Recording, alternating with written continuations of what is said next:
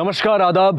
Crime petrol city crimes अध्याय के आज के एपिसोड में आप सबका स्वागत है। जीवन में आगे बढ़ना, तरक्की करना हर इंसान की चाह होती है, जिसे पूरा करने के लिए अक्सर लोग एक शहर से दूसरे शहर कामकाज के लिए जाते हैं, अपनी फैमिली से दूर रहते हैं। पहले सिर्फ पुरुष ही ऐसा करते थे, लेकिन अब तो महिलाएं भी नौकरी के लिए एक शहर से दूसरे शहर का रुख करती हैं। महिलाएं हों या पुरुष, हम सब की जिंदगी में कभी ना कभी एक ऐसा पल आता है जो गलत होते हुए भी हमें अपनी ओर आकर्षित करता है, जब हम भटक सकते हैं, फिसल सकते हैं और ऐसे पल में जरूरत होती है अपने आप को और ज्यादा संभालने की। अगर उस पल में लड़खड़ा गए या फिसल गए तो ना सिर्फ फिसलने वाले इंसान की बल्कि उसके पूरे परिवार की भी जिंदगी बर्बाद हो सकती है। यहां भी कुछ ऐसा ही हुआ था। ऐसा कुछ भयानक अंजाम जिसने ना सिर्फ एक परिवार या समाज बल्कि पूरे महाराष्ट्र राज्य को झकझोर कर रख दिया था।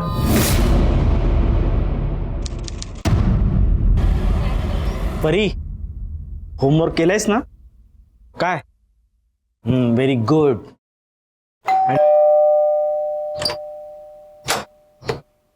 जी? एपीआई शिवानी शिर्के। वो यहाँ नहीं रहती है। लेकिन मेमो में तो यही एड्रेस दिया।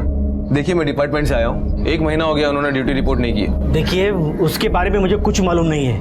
मैंने आपको पहले ही बोला है, वो यहाँ नहीं रहती है। देखिए, मुझे डिपार्टमेंट ने भेजा है तो मैं आपको दे रहा हूँ। ये मेमो रखिए और यहाँ साइन कीजिए।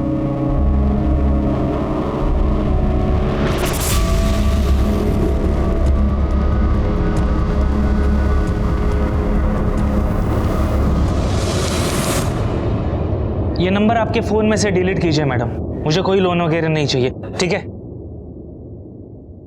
हाँ, तर तुम्ही सांगत होता की तुमची बहीण मिसिंग है 2 महीने से। हाँ सर, एक्चुअली ताई का एग्जैक्ट 2 महीने पहले करीबन 4 मार्च को मैसेज आया था।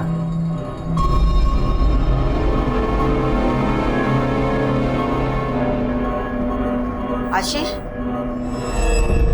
हे माझं औषधाचं प्रिस्क्रिप्शन आहे, ऑफिसमधून येताना औषधं घेऊन ये। बरं, अगं ऐक ना, ताईचा मैसेज आला है, वो 10 दिन के लिए ऋषिकेश जा रही है मेडिटेशन कैंप के लिए, और 10 दिन उसका फ़ोन भी बंद रहेगा।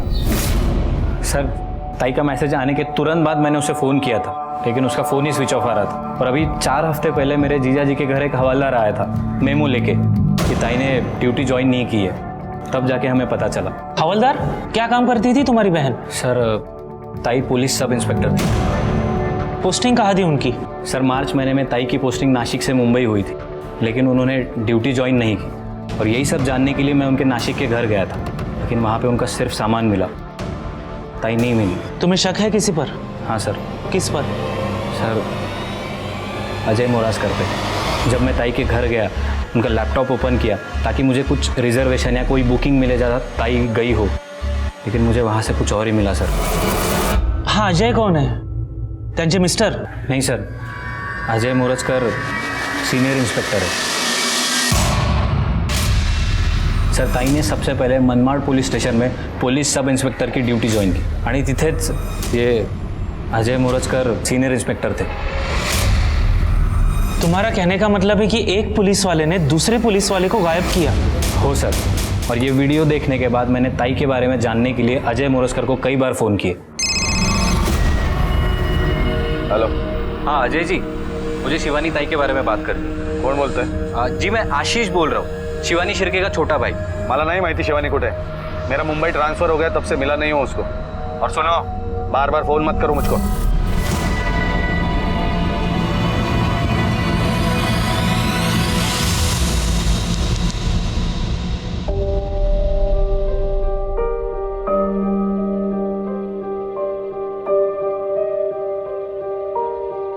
सर, कहाँ? गावड़े, कोर्ट जाओगे तो ये फाइल साथ में लेके जाना। Yes sir. Good morning sir. Good morning. मैं assistant sub inspector Shivani Shirke.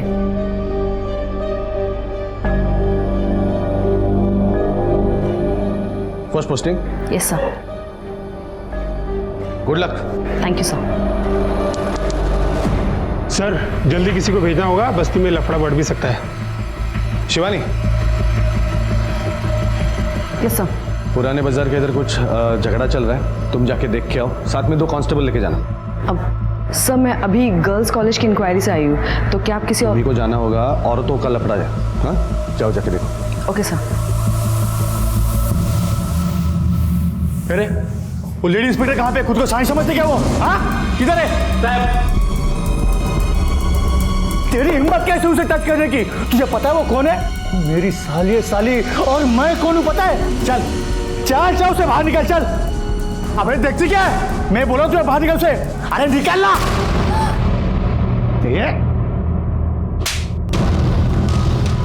हम पुलिस वाले तेरे जैसे 2% के नेता को जाने ना जाने, तू एक बात जान ले, कभी किसी पुलिस ऑफिसर पे हाथ मत उठाना, समझा ना?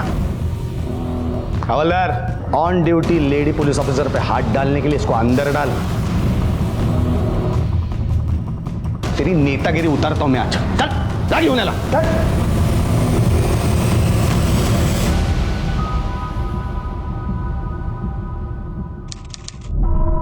रवि, चीयर्स। तेरे पॉलिटिशियन काका के नाम पे चीयर्स। लेकिन अजय, इस बार तो काका को बोल के तेरा ट्रांसफर रुकवा दिया मैंने, लेकिन आइंदा ऐसा मत कर। ये नेता लोगों से क्या उलझता है यार तू? मतलब एक बात बता, ये चमाट मार के तुम्हारा फायदा क्या हुआ?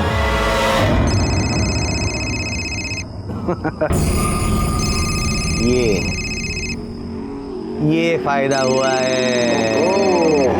हाँ, फिदा हो गई है मुझ पे। हाँ शिवानी,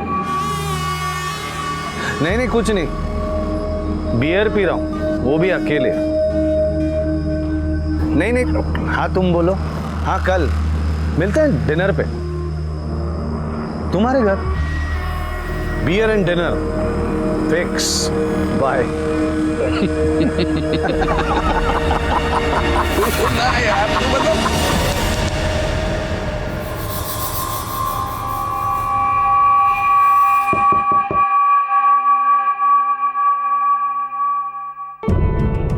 हाय।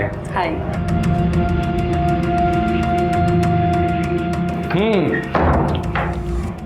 बियर दो यहाँ पे रख दो फ्रिज में। बिया? बट मैंने आज तक पी नहीं है। लेट्स मी।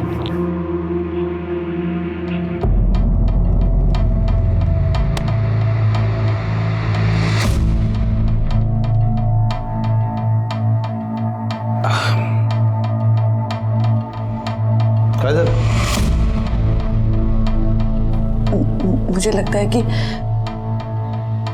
हमने ठीक नहीं किया। मतलब मेरा पति है, मेरे बच्चे हैं, और तुम्हारी भी तो बीवी और बच्चे हैं। शिवानी,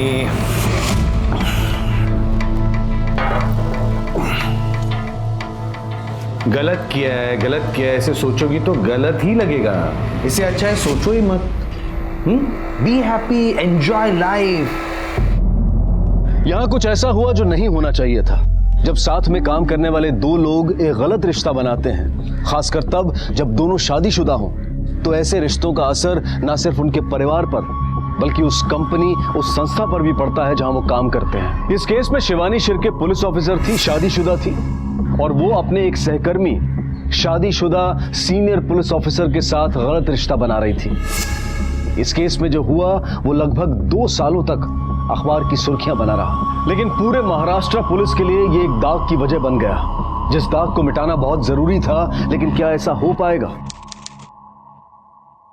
सर, अरे तुम्हाला मागच्या वेळी सांगितलं ना, तुम्हाऱ्या ताई के बारे में कुछ भी पता चलेगा तो तुम्हें इन्फॉर्म करेंगे। पण सर कधी सांगणार आहे? पिछले 4-5 महीने से मैं पुणे मुंबई कर रहा हूँ, लेकिन ताई की कोई खबर नहीं है। तुम्हारी ताई पुलिस में थी ना, तो इतना तो जानते हो कि पुलिस के पास सिर्फ एक केस नहीं होता। पर हम कोशिश कर रहे हैं। ठीक है सर, आप कोशिश ही करते रहिए।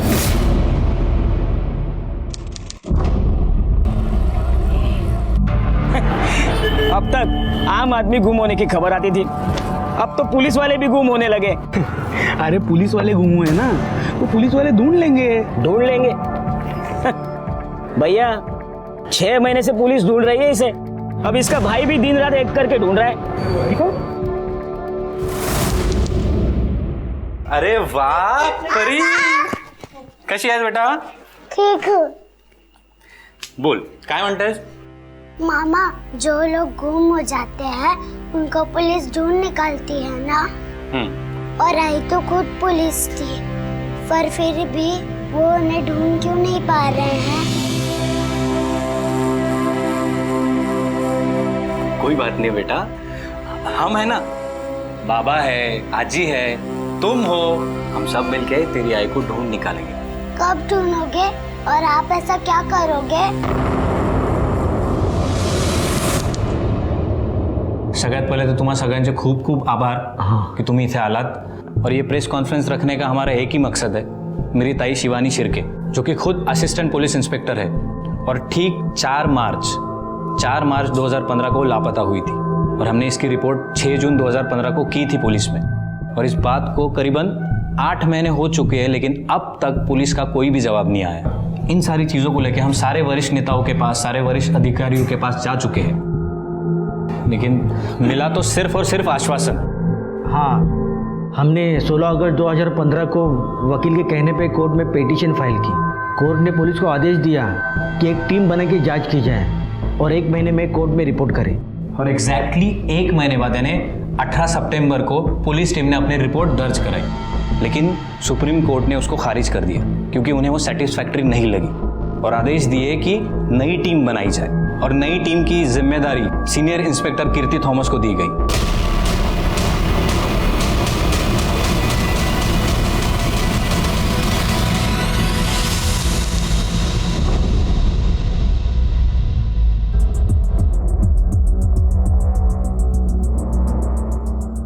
नमस्कार।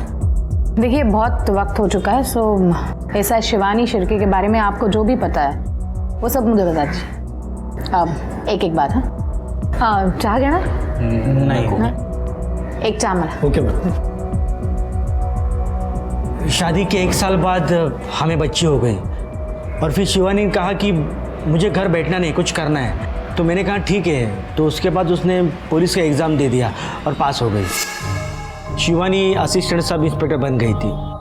उसकी पहली पोस्टिंग मनमाड़ में हुई थी, घर से दूर, अकेली रहती थी वहाँ वो। हाँ, और वहीं पे उसकी मुलाकात इंस्पेक्टर अजय से हुई थी। वो वहाँ पे सीनियर इंस्पेक्टर थे। मैडम, वो बेकार आदमी था, सीनियर इंस्पेक्टर अजय मोरजकर। उसने ही मेरी वाइफ शिवानी को बहका होगा और प्यार के जाल में फंसा लिया। वो जब भी घर में आती थी ना तो फोन में ही लगी रहती थी।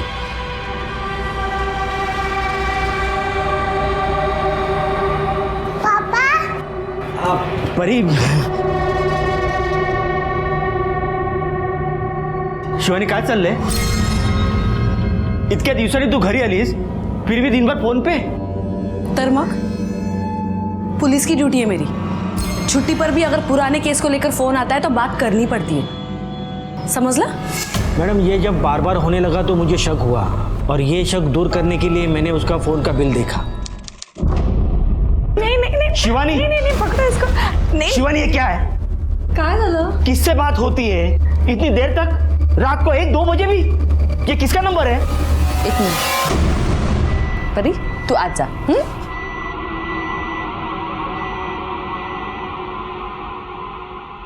किती वेळा सांगितलं तुम्हाला, परी के सामने मुझसे चिल्ला के बात मत किया करो। शिवानी, बात बदलो मत। ये किसका नंबर है? कौन सा नंबर? ये अजय सर का नंबर है, मेरे सीनियर है और काम के सिलसिले में बात होती है हमारी। तुम बेकार में शक मत किया करो। मैडम, उसके बाद शिवानी कह तो रही थी कि बेकार का शक कर रहे हो, पर मुझे लग रहा था कि कुछ तो गलत हो रहा है और सच पता करने के लिए मैं मनमाड़ चला गया।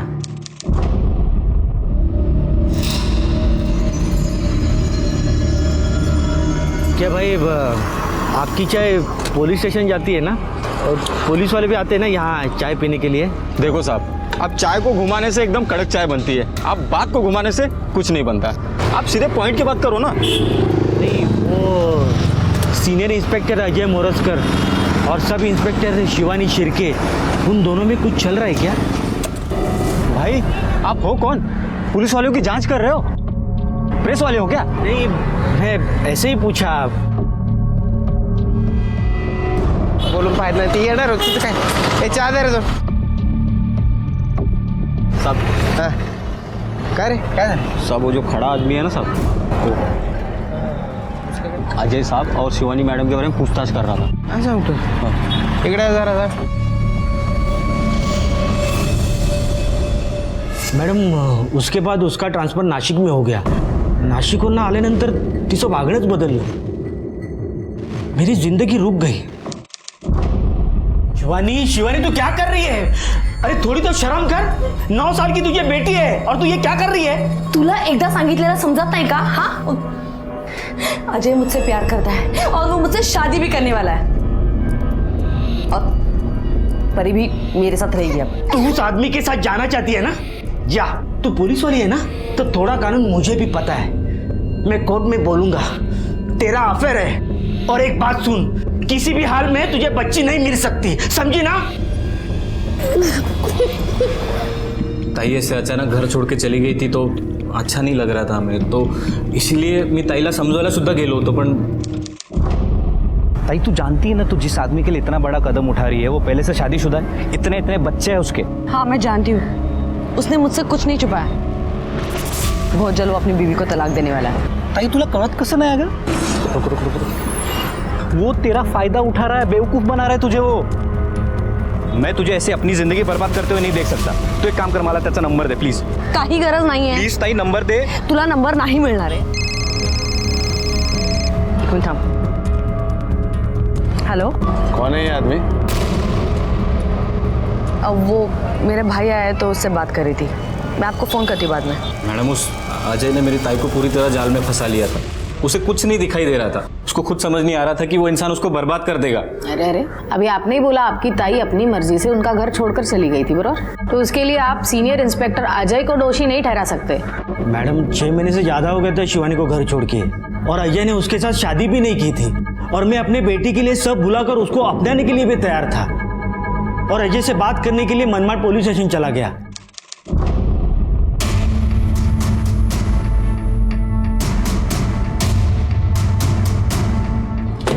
अजय, हाँ मुझे आपसे बात करनी है. मैं शिवानी का पति. रुके, क्या किया इसने? ये अपनी बीवी पे हाथ उठाता है सर. उसी के कंप्लेंट पे इसे उठा लाए हैं. क्या रे? औरत पे हाथ उठाता है? साहब मेरे बीवी का मेरे दोस्त का चक्कर का साहब. साहब बीवी है ना तेरी? बीवी है ना? प्रॉपर्टी है क्या? लेके जा. चल चल चल. हाँ बोलो, क्या कह रहे थे? कुछ नहीं. उसके बाद मैंने शिवानी से बात करने की कोशिश की कि बच्चे के लिए तू घर वापिस आ, पर अजय मुझे धमकाने के लिए आ गया.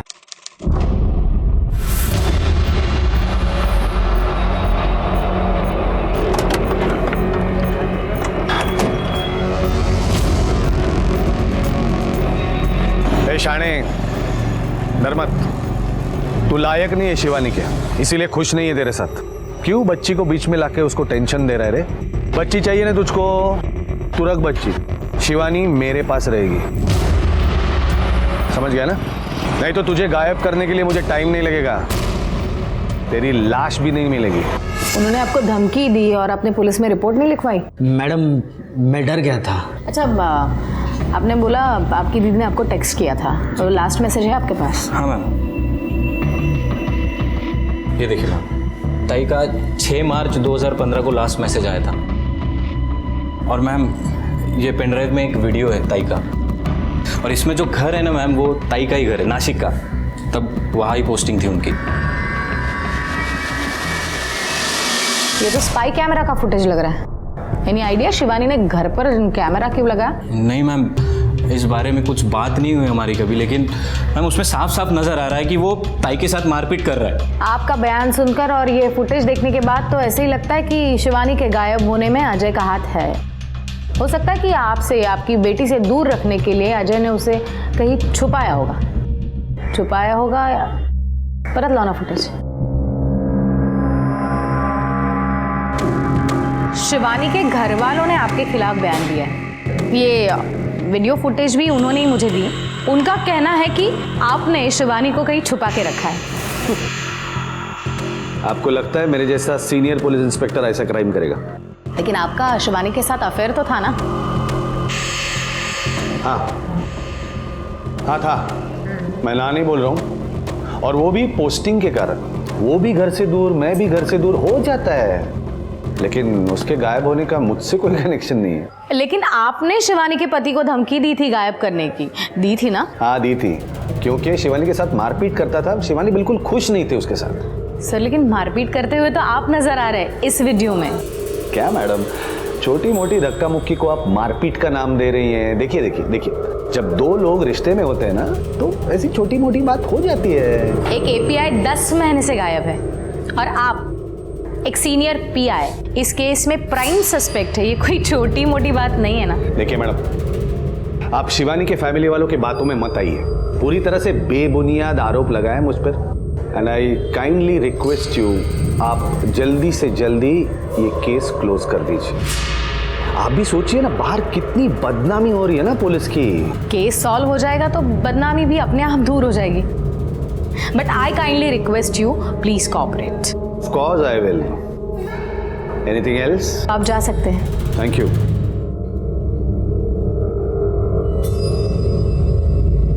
शिवानी के घर वालों के बयान और इस वीडियो के आधार पर इन पर केस बना दो किडनैपिंग का। Okay ma'am. सीनियर भी अजय मोरजकर बोलता हूँ, कमिश्नर साहब से बात करनी है। हाँ जरा अर्जेंट है। मैं आप सबसे माफ़ी चाहता हूँ, मैं आपको एक बार और तकलीफ दे रहा हूँ, लेकिन अब तक मेरी ताई शिवानी शिर्के लापता है। और आप सब लोगों को याद होगा कि ठीक 1 साल पहले जब कीर्ति थॉमस को अपॉइंट किया गया था, तब हम सबको लगा था कि अब शायद कुछ अच्छा होगा, कुछ इम्प्रूवमेंट होगी। उम्मीद की एक किरण जाग उठी थी और ऐसा होने भी लगा था। इनफैक्ट कीर्ति मैम ने सीनियर इंस्पेक्टर अजय मोरजकर और केस सुद्धा केला होता किडनैपिंग का, लेकिन चार्जशीट बनाने के बाद कीर्ति मैम का ट्रांसफ़र हो गया और जितनी कुछ उम्मीद की किरण थी वो सारी की सारी ख़त्म हो गई। अब 18 महीने से ज़्यादा हो गया, मेरी पत्नी शिवानी के बारे में कोई भी सुराग नहीं मिला। इसीलिए हमने एक फैसला लिया है कि हम लोग आज एक वीडियो शेयर करेंगे। इस वीडियो की एक कॉपी आप सबको दी जाएगी और इस वीडियो को देख के आपको पता चल जाएगा कि सीनियर इंस्पेक्टर अजय का मेरी ताई के किडनैपिंग में कितना बड़ा हाथ है। आंखों देखी बात को झुठलाना आसान नहीं होता है, और यही हुआ जब अजय मोरजकर का शिवानी शिर्के के साथ मारपीट वाला वीडियो मीडिया के जरिए लोगों के सामने आ गया। इस वीडियो ने पूरे पुलिस डिपार्टमेंट को भी हिलाकर रख दिया। सरकारी अफसर हो, नेता हो या फिर आम जनता, हर कोई शिवानी शिर्के केस का हल चाहता था। पुलिस पर चौतरफा दबाव बना हुआ था कि किसी भी तरह से शिवानी की तलाश की जाए, लेकिन assistant police inspector Shivani Shirke को मिसिंग हुए 18 महीने बीत चुके थे। शिवानी जिंदा भी थी या नहीं, जिंदा होने की संभावनाएं कम थी, क्योंकि इतने लंबे समय तक किसी को छुपाकर रखना आसान नहीं होता, और खासकर तब जब पुलिस ने उस शख्स की तलाश में एक मुहिम छेड़ती हो। आखिरकार चारों तरफ से पड़ रहे दबाव और शिवानी के परिवार वालों की मांग पर सीनियर पुलिस इंस्पेक्टर कीर्ति थॉमस को दोबारा इस केस का इन्वेस्टिगेटिंग ऑफिसर बनाया गया। 4 जुलाई 2013 में शिवानी की पोस्टिंग हुई Manmad as sub inspector. Inspector Ajay already वहाँ पर ड्यूटी पे थे। फिर 4 अक्टूबर 2014 को Shivani was transfer to Nashik, लेकिन अजय अभी भी मनमाड़ में ही था। इस बीच शिवानी के पति को अजय और शिवानी के रिश्ते पर शक हुआ था। फिर 2015 जनवरी में अजय ने अपनी ट्रांसफर मुंबई करा ली, लेकिन शिवानी अभी भी नासिक में ही थी। देन मार्च 2015 में शिवानी की ट्रांसफर भी मुंबई हुई। शिवानी की ट्रांसफर तो हुई, लेकिन शिवानी ने ड्यूटी नहीं ज्वाइन की। मिंडे, अब तक की इन्वेस्टिगेशंस में ये तो साफ पता चलता है कि शक तो इंस्पेक्टर अजय पर है, अपने पास बयान है, ये वीडियो क्लिप है, लेकिन कोई ठोस सबूत नहीं है। ये क्लिप ही देखो ना,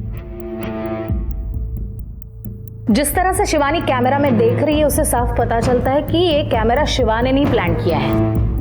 लेकिन शिवानी ने अपने ही नासिक के घर में कैमरा क्यों लगाया था? जब शिवानी नासिक शिफ्ट हुई तो ऑलरेडी अपने पति से अलग रह रही थी, लेकिन उसकी इंस्पेक्टर अजय से शादी नहीं हुई थी। इंस्पेक्टर अजय भी अपनी बीवी के साथ रह रहे थे, ना ही उनका डिवोर्स हुआ था, ना ही डिवोर्स फाइल किया था। शायद ये वीडियो दिखाकर शिवानी इंस्पेक्टर अजय को मजबूर करना चाहती थी कि वो उससे शादी करे। Let's see. ये देखो दोनों साथ बाहर आए, बाहर उन दोनों में कुछ बातचीत हुई, बातचीत कोई प्लेजेंट नहीं थी, उनके फेसेस देखो। फिर शिवानी ने अपना फ़ोन निकाला, फ़ोन से नंबर डायल कर रही थी शायद अजय की बीवी का, अजय को डराने के लिए। फिर अजय ने मोबाइल खींच लिया, शिवानी को धक्का दिया, थोड़ी धक्का बुक्की हुई और शिवानी यहाँ पर जाकर बैठ गई और अजय आके यहाँ पर बैठ गया। फिर शायद अजय ने उसे समझाया हो, शायद अजय शादी के लिए रेडी हो गया हो, इसीलिए शिवानी कुछ दिन तक चुप बैठी। या फिर ऐसा भी हो कि शिवानी शिर्के के मिसिंग केस में इंस्पेक्टर अजय का हाथ ही ना हो, कोई और ही इन्वॉल्व हो। लेकिन मैडम किसी तीसरे आदमी का शिवानी को गायब करने के पीछे क्या मोटिव हो सकता है? अजय और शिवानी का रिश्ता, जिसे अजय और शिवानी का ये गलत रिश्ता मंजूर ना हो, शायद उसने शिवानी को गायब किया हो, गायब करके उसका खून किया हो। और मिंडा एक काम करो, शिवानी के पति के और भाई के पूरे डिटेल्स मुझे चाहिए। और 5 मार्च 2015 से 15 मार्च 2015 तक शिवानी के सारे details I want. Phone details, bank details, travelling details, I want everything. वो मुंबई आई कि नहीं ये पता करना बहुत ज़रूरी है। मैडम, हमने assistant police inspector Shivani Shirke के भाई और पति के पड़ोसियों से भी पूछताछ की। हमने उनके कॉल रिकॉर्ड्स भी चेक किए, लेकिन उनमें से किसी का भी शिवानी के गायब होने में कोई इन्वॉल्वमेंट नहीं है। शिवानी मुंबई से बाहर गई थी या नहीं, चेक किया? हाँ मैडम, 4 मार्च से 15 मार्च 2015 तक मुंबई से नॉर्थ इंडिया की तरफ जाने वाली हर फ्लाइट, हर ट्रेन, बस, सबकी बुकिंग हमने चेक की, लेकिन शिवानी के नाम से कोई भी बुकिंग नहीं थी। इट मीन्स शिवानी मुंबई से बाहर गई ही नहीं थी। उसके फोन डिटेल्स? शिवानी के कॉल डिटेल के हिसाब से शिवानी ने अपने मोबाइल से आखिरी कॉल 4 मार्च को इंस्पेक्टर अजय को किया था, वो भी शाम को 7 बजे। उसके बाद शिवानी का फोन बंद हो गया। फिर ठीक 6 मार्च को उसका फोन ऑन हुआ और उसके फोन से अपने भाई को उसने एक SMS भेजा। उसके बाद फिर से उसका फोन बंद हुआ। इस टाइम भी शिवानी की मोबाइल की आखिरी लोकेशन मलाड़ी थी। जनवरी 2015 टू अप्रैल 2015 तक इंस्पेक्टर अजय के सारे फोन रिकॉर्ड्स चेक करो, पता करो कौन कौन खास है उसका। एक लेडी पुलिस ऑफिसर का गायब होना और इस तरह से गायब होना कि 2 साल तक उसका कुछ अता पता ना चले, इट्स नॉट इजी। अगर इंस्पेक्टर अजय का इसमें कुछ हाथ है तो कोई ना कोई उसके साथ जुड़ा होगा। जी मैडम। और एक बात, मार्च 2015 में अगर अजय के पास कोई ड्राइवर होगा तो वो कहाँ है, क्या करता है, पता करो और उसे बुला लो इन्वेस्टिगेशन के लिए। जी मैडम। मैडम, क्या हम पिछले 2 साल में आसपास के एरिया में जितनी भी 30 से 40 साल की उम्र की महिलाओं की लावारिस लाशें मिली है, उनके बारे में डिटेल पता करें? ऑफ कोर्स करो। मुझे भी ऐसे ही लगता है, अगर आज तक शिवानी का कुछ अता पता नहीं तो शायद उसका कत्ल कर दिया गया। अजय ने शिवानी के पति को धमकी दी थी गायब करने की, उसके बाद वो चुप बैठा। त्यानंतर अजय आणि शिवानी से काहीतरी भांडण झालं असेल, अजय ने कुछ समझाने की कोशिश की होगी, शिवानी नहीं मानी होगी और गुस्से में आकर अजय ने शायद उसे, हो सकता है। मैडम, हमने सीनियर इंस्पेक्टर अजय मोराजकर के ड्राइवर को उठा लिया है। देख ऑलरेडी 2 साल हो चुके हैं शिवानी शिर्के को गायब होके, तो ज्यादा वक्त नहीं है हमारे पास। जो भी पूछेंगे उसका सही सही और इमीडिएटली जवाब देना। हाँ, अजय मोरस्कर के साथ कितने सालों से काम कर रहे हो? 8 साल। थोड़ा ऊंचा बोल, सुनाई नहीं देता। 8 साल। 8 साल से। शिवानी मैम को जानते हो? वो मैडम साहब के साथ थे पहले,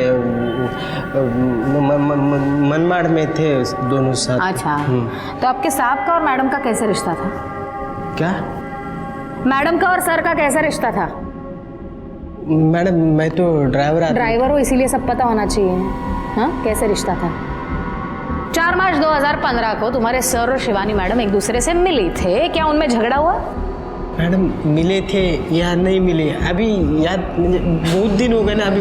हाँ, ये अच्छा है ना, बहुत दिन हो गया, मैं भूल गया। तो सही क्या है गलत क्या है मैडम पता करने की कोई ज़रूरत नहीं। मैडम, मैं झूठ काय को बोलूँगा, जो है वो आपके सामने बोला ना, मुझे याद नहीं है। अच्छा, याददाश्त कमज़ोर हो गई है तो हमारे तरीके से याददाश्त वापस ला दूँ, फिर तू भी जाएगा उसके साथ अंदर, चलेगा?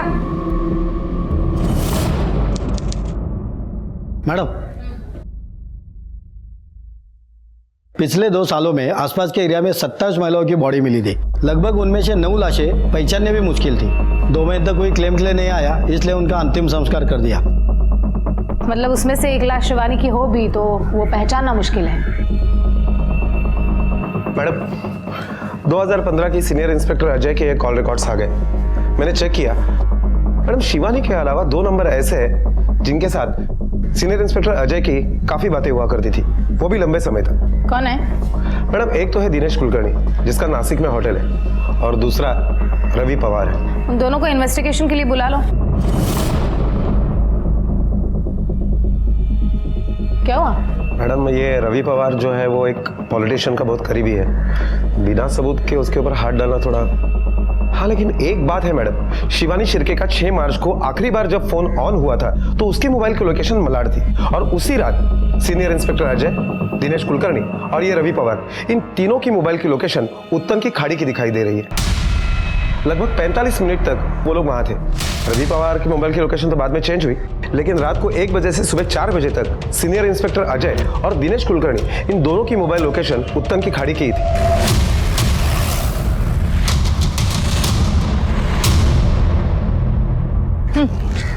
चला बोलो। हो दादा, इकडे ना। काय साहेब? या भाऊ, हाँ कब से नाव चला रहे हो यहाँ पर? मैडम 6 साल से। 2 साल पहले 4 मार्च 2015 को रात को 1 बजे के आसपास कुछ लोग यहाँ पर आए थे, कुछ याद है? मैं तो 8 बजे घर पे चला जाता हूँ मैडम। अच्छा, मार्च 2015 में कोई लाश मिली थी यहाँ पे? लाश तो मिलती रहती है लेकिन पक्का नहीं बता सकता हूँ। हाँ लेकिन उस वक्त एक पुलिस वाला 2-3 बार आया था, मैडम जैसा ही बड़ा ऑफिसर था। उन्होंने कहा था कि अगर कोई लाश मिल जाए तो मुझे फोन करना। कुछ नंबर वगैरह दिया था? मैडम पुरानी बात है, एक पर्ची पे लिखा था, अभी पर्ची कहाँ पे याद नहीं आ रही। कुछ पहचान पाओगे उसे? वैसे तो याद नहीं है लेकिन लंबा चौड़ा था, रुबाबदार होता। मैडम एवढंच आठवतं। 4 मार्च को शिवानी और अजय की एक दूसरे से बात हुई थी। उनके फोन रिकॉर्ड से ये डेफिनेटली पता चलता है, और उस दिन वो मिले भी थे। उसके बाद शिवानी का फोन बंद हो गया। 6 मार्च को वो फोन ऑन हुआ और उससे शिवानी के भाई को एक मैसेज भेजा गया कि मैं हरिद्वार मेडिटेशन के लिए जा रही थी। उसके बाद उसका फोन बंद हुआ, जो आज तक चालू ही नहीं हुआ। 6 तारीख रात से 7 तारीख सुबह तक सीनियर इंस्पेक्टर अजय और उसका वो दोस्त कुलकर्णी वो उत्तन बीच पर ही थे। और मैडम सीनियर इंस्पेक्टर अजय के कॉल रिकॉर्ड के हिसाब से 8 और 9 तारीख को हुई उनके मोबाइल का लोकेशन उत्तन बीच का ही दिखाई दे रहा है। सीनियर इंस्पेक्टर अजय यहाँ आए थे, उन्होंने उस बोट वाले से पूछताछ की लाश के बारे में। इसका मतलब शिवानी मर चुकी है और इंस्पेक्टर अजय का शायद उसके खून में इन्वॉल्वमेंट है। अजय ने उसको मारा और उसकी लाश को समुद्र में फेंक दिया।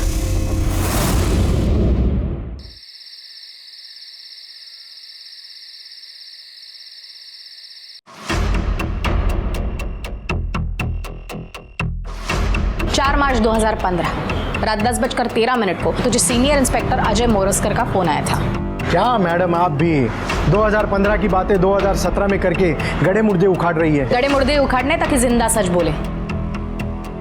फोन आने के बाद तू डायरेक्टली अजय को नहीं मिला, तू अंबरनाथ गया, वहां पर कुछ टाइम स्पेंड किया और फिर आके अजय को मिला। हमें पता है अजय का फार्म हाउस अंबरनाथ में। क्या किया था फार्म हाउस पर? ऐसे ही दोस्त के फार्म हाउस पर जाना कोई गुनाह तो नहीं है ना? गुनाह तो नहीं है, लेकिन गुनाह हुआ था। अजय के ड्राइवर का कहना है कि उस दिन वहां पर क्राइम हुआ। 6 मार्च 2015 उत्तन की खाड़ी में शिवानी शिर्के की लाश को फेंका गया था। तब वहां पर तू, रवि और अजय मौजूद थे। 45 मिनट के बाद रवि तो वहां से निकल गया, लेकिन तू और अजय सुबह 4 बजे तक वहां पर थे, इंतजार कर रहे थे। मैडम आप क्या बोले जा रही हो, मुझे तो कुछ समझ नहीं आ रहा है। इस चीज का इंतजार कर रहे थे कि शिवानी की बॉडी वापस ऊपर ना आए। डर लग रहा था तुम लोगों को। 2 दिन बाद वापस अजय वहां पर गया पूछताछ करने के लिए बॉडी के बारे में, लेकिन तब कुछ पता नहीं चला। मैडम मैं सच बोल रहा हूँ, मैं इस सब में शामिल नहीं था। मैं तो बस वहाँ गया बाद में, लेकिन ताबेत गया। और इसके दोस्त रवि के नाम पे भी वारंट निकालो। मैडम लेकिन मेरी बात तो सुनो मैडम।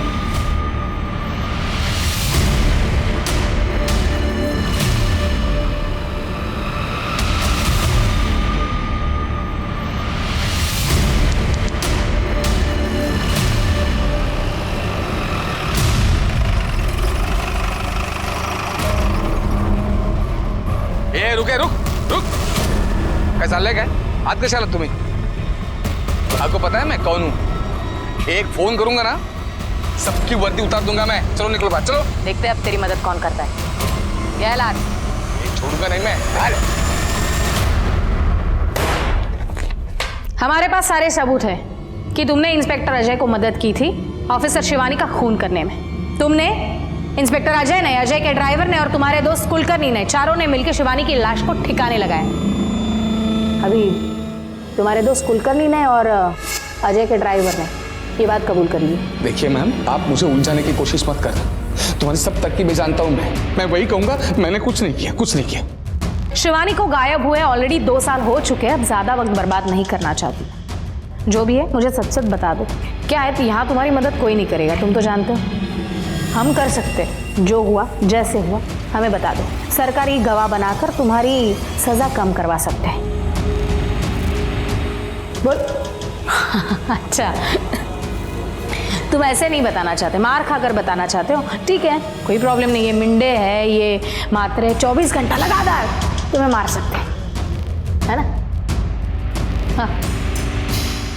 नहीं नहीं नहीं, मैंने कुछ नहीं किया। मैं बता दूं ना, जो भी किया अजय ने किया। क्या किया? मेरे मना करने के बावजूद किया। वो अजय और शिवानी दोनों शादीशुदा थे, लेकिन फिर भी मनमाड़ पोस्टिंग के टाइम अजय ने शिवानी को अपने प्यार के जाल में फंसा दिया। जब शिवानी के पति को शक होने लगा तो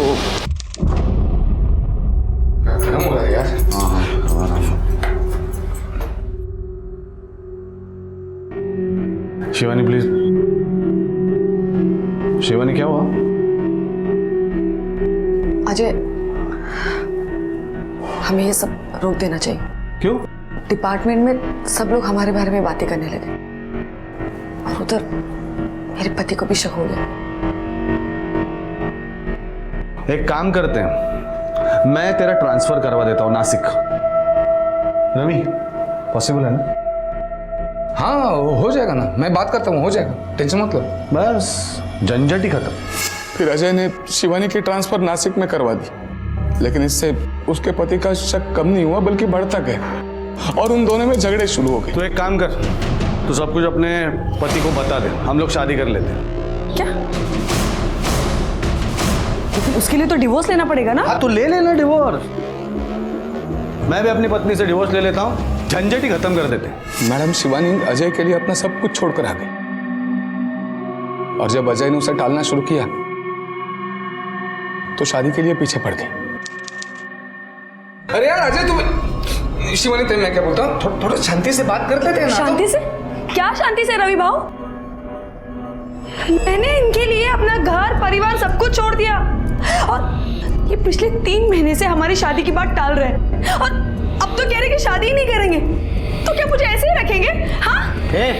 तेरे से प्यार करता हूँ इतना काफी नहीं है क्या? नहीं है काफी। और तुम ना मुझसे दूर जाने की कोशिश मत करो। मैं बता रही हूँ तुम्हें, मैं जानती हूँ कि तुमने मुंबई ट्रांसफर क्यों लिया है, इसलिए ना ताकि मैं तुम्हारा पीछा ना कर सकूं। हाँ, लेकिन मेरी एक बात कान खोल के सुन लो, मैं तुम्हारा पीछा कभी नहीं छोड़ूंगी, कभी नहीं। तो शिवानी ने अजय का पीछा ही नहीं छोड़ा, उसने भी मुंबई ट्रांसफर ले ली। जी, और फिर 4 मार्च को अजय का फोन आया मुझे।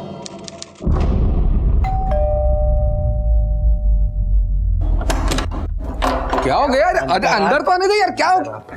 मैम, मर्डर में मैं इन्वॉल्व नहीं था। मैंने लाश ठिकाने लगाने में अजय की मदद की, लेकिन बाकी मेरा इन्वॉल्वमेंट नहीं था। लाश के टुकड़े करने के बाद क्या किया? वुड कटर लाने में, लाश के टुकड़े करने में बहुत समय निकल गया। जगत को भेजकर लोहे के ट्रंक मंगवाए, लाश के टुकड़े उसमें भरे और वो 6 तारीख को हमने वो ट्रंक उत्तन के खाड़ी में फेंक दिया।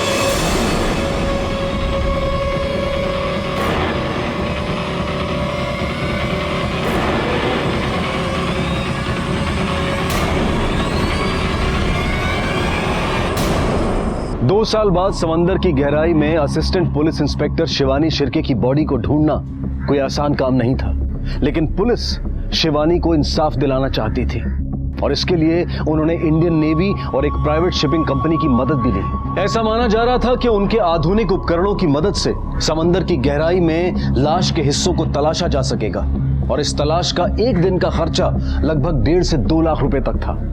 लेकिन हफ्तों के तलाश अभियान के बावजूद कोई सफलता हाथ नहीं लगी, पर इंस्पेक्टर थॉमस हार मानने वाली नहीं थी। उन्होंने अपनी इन्वेस्टिगेशन को और भी तेज कर दिया था।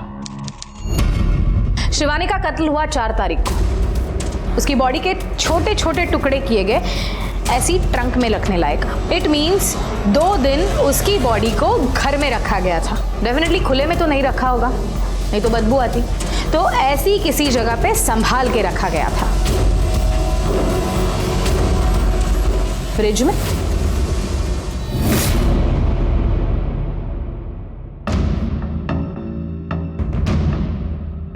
मैडम, इस फ्रिज से सैंपल उठाना बहुत मुश्किल है। 2 साल बीत चुके हैं तो कुछ भी नहीं है। एक काम करना, फ्रिज को ही लेकर चलना, लैब में जाकर चेक करेंगे। बाथरूम को धुलाना आसान है, लेकिन फ्रिज को इस तरह से खोल कर धोना बहुत मुश्किल है। 2 साल पहले अगर शिवानी शिर्के के बॉडी के टुकड़े करके इस फ्रिज में रखे गए, ब्लड स्टेन्स तो जरूर मिलेंगे। Yes madam. 2 साल पहले एपीआई शिवानी शिर्के की बॉडी को समुद्र में फेंका गया था, जो आज तक नहीं मिली। अगर सीनियर इंस्पेक्टर अजय पे हमें पक्का केस बनाना है तो हमारे पास ठोस सबूत चाहिए। वो ट्रंक जिसमें शिवानी की बॉडी के टुकड़े रखे थे, वो कहाँ से खरीदी थी, और वो वुड कटर, वो वेपन जो क्राइम में यूज किया था, वो कहाँ से खरीदा था, वो कहाँ पर है, पता करो। Okay ma'am. मैडम, पास वाले दुकान से वो लोहे का ट्रंक खरीद लिया था मैंने। बाद में वुड कटर साहब बोला कि फार्म हाउस में रख देना, तो रख दिया था मैंने। वुड कटर अगर फार्म हाउस पे रखा था तो हमें क्यों नहीं मिला? पूरा फार्म हाउस छान मारा था हमने।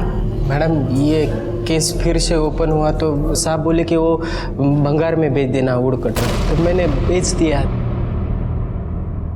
मतलब वुड कटर मिलने के चांसेस भी बहुत कम है। मैडम, कुछ नहीं मिला है आपको। कोर्ट में साबित क्या करोगी? इन लोगों ने यहाँ पे बयान दिया है ना, पुलिस स्टेशन में। आप तो जानती हैं, पुलिस स्टेशन में दिया गया बयान कोर्ट में काम नहीं आता है। बेकार में इतनी मेहनत कर रहे हो आप। सुन रहे ना आप? आपने बेकार में इतनी मेहनत की, बेकार में अपने क्राइम सीन में इनका साथ दिया और बेकार में फंस गए। और रहा सवाल सबूतों का, वो तो ढेर सारे हैं हमारे पास आपका क्राइम प्रूव करने के लिए। और मुझे उम्मीद है कि हमारा कानून भी वो मानेगा। जिस दिन आपको सजा होगी, उस दिन शिवानी शिर्के और उसकी फैमिली को जस्टिस मिलेगा।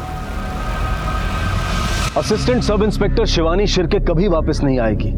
उनकी बेटी, उनके भाई और उनके परिवार वालों की जिंदगी में जो खालीपन आ चुका है, वो कभी नहीं भरेगा। लेकिन उन सभी अपराधियों को एक सही सजा मिल जाएगी तो उन सबको एक सुकून जरूर मिलेगा कि शिवानी शिर्के को न्याय तो मिला। Senior police inspector Ajay Morajkar को सस्पेंड कर दिया गया है और सभी आरोपियों अजय मोरजकर और उनके बाकी साथियों दिनेश कुलकर्णी, रवि पवार और जगत गुप्ता के खिलाफ कोर्ट में चार्जशीट फाइल कर दी गई है। ये केस फिलहाल कोर्ट में चल रहा है, लेकिन किसी भी आरोपी पर दोष साबित नहीं हुआ है। हमें पूरी उम्मीद है कि शिवानी को न्याय जरूर मिलेगा। इस केस ने हम सबको ये सोचने पर मजबूर कर दिया है कि क्यों अनजान जानते हुए भी लोग नाजायज रिश्ते बनाते हैं, क्यों एक गलत खुशी को जीने के लिए अपनी और अपने परिवार की जिंदगी को दांव पर लगाते हैं। देखते हैं हमारे आज के एपिसोड की दूसरी कहानी। आई नो तुम्हें यकीन नहीं हो रहा है, लेकिन यही सच है। क्यों? जलन हो रही है? अच्छा listen, I will call you back. Disha का फोन आ रहा है। अरे दिशा मेरी फियांस है। बाय। हाय। इतनी देर से किसके साथ फोन पे लगे हुए थे? वो मैं अपनी एक्स गर्लफ्रेंड से बात कर रहा था। क्या हुआ? चुप क्यों हो गई? अरे बाबा चिल, अपनी शादी पर इनवाइट करा था उसे। मुझे तो लगता है तुम्हारी पूरी बारात तुम्हारी एक्स गर्लफ्रेंड से भरी होगी। अच्छा, समझ जेलस हाँ? अच्छा ये सब छोड़ो और तुम संडे को फ्री रहना, हमें शादी की शॉपिंग पे जाना है। और हाँ, शादी के बाद no more night duties, okay? आपका हुक्म सर आंखों पर। Okay bye, love you. Love you too, bye.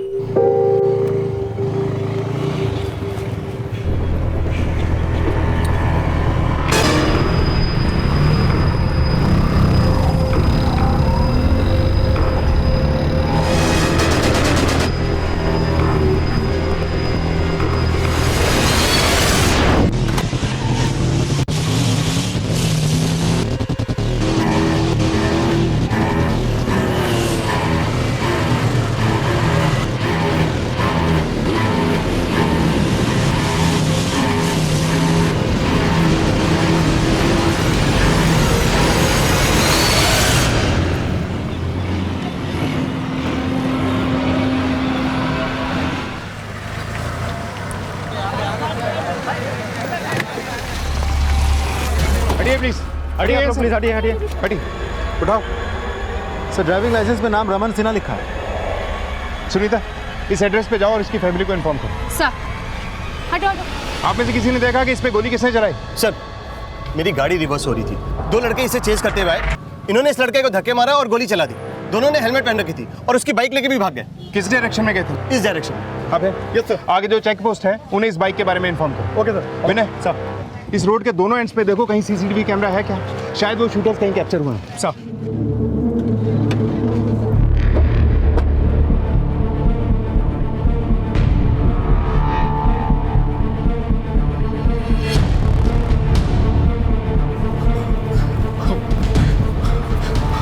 Sir sir मैं रमन का फादर हूँ। रमन कैसा है? आई एम सॉरी सर, यहाँ लाने से पहले ही वो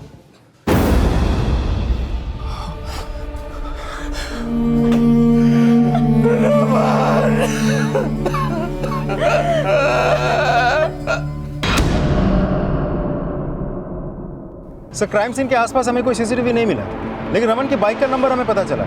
जिस डायरेक्शन में वो किलर्स रमन की बाइक लेके भागे हैं, उस एरिया के पुलिस टीम को हमने रमन की बाइक का नंबर भेज दिया है। जैसे कोई अपडेट मिले मुझे इन्फॉर्म करो। सर। सिन्हा जी, मैं समझ सकता हूँ इस वक्त आप बहुत बुरे समय से गुजर रहे हैं, लेकिन इससे पहले कि आपके बेटे के कातिल अंडरग्राउंड हो जाएं, मेरा आपसे बात करना बहुत ज़रूरी है। क्या आपको किसी पे शक है जिसने आपके बेटे का कत्ल करवाया या किया? उसका कोई दोस्त या कोई दुश्मन? सर मेरे बेटे की किसी से क्या दुश्मनी हो सकती थी? वो तो बहुत ही खुशमिजाज नेचर का लड़का था। मेरी बीवी के गुजर जाने के बाद मेरा एकमात्र सहारा वही था। अगले महीने उसकी शादी होने वाली थी सर, दिशा से। बहुत खुश था सर वो। जिस किसी ने भी उसके साथ ये किया है उसको छोड़िएगा मत सर, उसे फांसी होनी चाहिए, फांसी। जी हम पता लगाते हैं कि रमन का मर्डर किसने किया है, लेकिन क्या आप हमें बता सकते हैं कि रमन आज सुबह कहाँ के लिए निकला था? सर वो ब्लू सीजन्स होटल में लॉबी मैनेजर था। कल रात उसकी नाइट ड्यूटी थी। मुझे लगा रोज की तरह काम खत्म करके घर लौट आएगा, लेकिन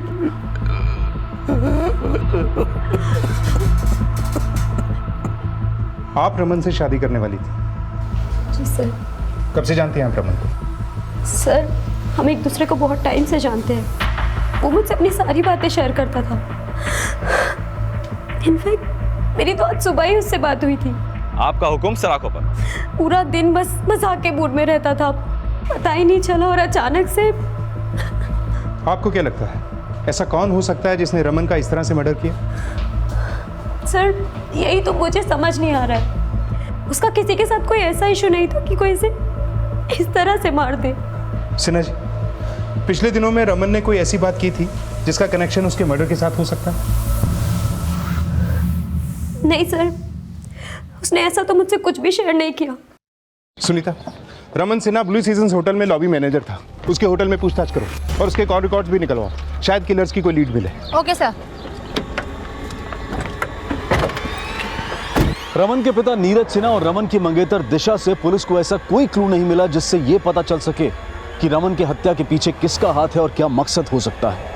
पर रमन को मारने वाले शूटर्स क्या कॉन्ट्रैक्ट किलर्स थे या फिर रमन के ऐसे दुश्मन जिन्हें रमन जानता था? उस होटल में भी पूछताछ कर रही थी जहां रमन सिन्हा लॉबी मैनेजर था, और जल्द ही रमन के कॉल रिकॉर्ड्स भी सामने आए। सर, रमन का कॉल रिकॉर्ड, उसके नंबर पे लास्ट कॉल दिशा अवस्थी नहीं की थी। इतनी देर से किसके साथ फोन पे लगे हुए थे? दिशा ने बताया था कि रमन से उसकी बातचीत शादी की शॉपिंग को लेकर हुई थी। दिशा का बैकग्राउंड चेक करो, देखो कि वो इस शादी से खुश थी या कहानी कुछ और है। और विनय, ऐसा भी तो हो सकता है दिशा या रमन दोनों की लाइफ में कोई ऐसा हो जो इस शादी से नाखुश हो। सर, दिशा को फोन करने से पहले रमन ने किसी श्रुति खन्ना नाम की लड़की से भी फोन पे बात की थी। क्यों? जलन हो रही है? अच्छा listen, I will call you back. Disha का फोन आ रहा है। सर, ये श्रुति खन्ना उसी होटल के हाउसकीपिंग डिपार्टमेंट में काम करती है जहाँ रमन लॉबी मैनेजर था। मैंने दोनों के कोलीग से पूछताछ की तो पता चला कि दोनों के बीच अफेयर चल रहा था। करीब 6 महीने पहले श्रुति ने किसी सिद्धार्थ खन्ना से शादी कर ली थी।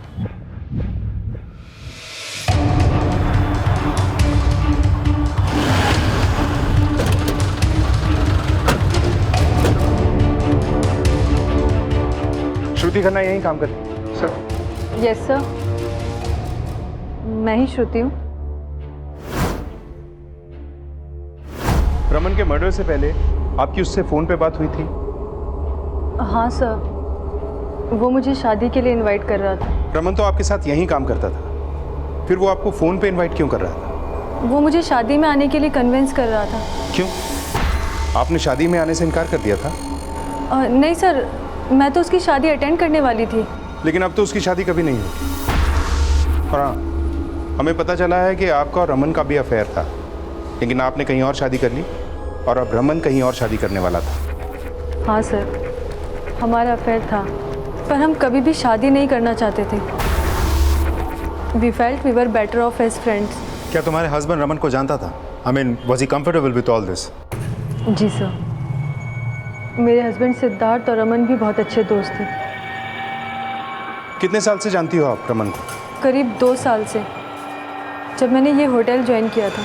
So guys, Shruti is now part of our team. Everybody, give her a warm welcome.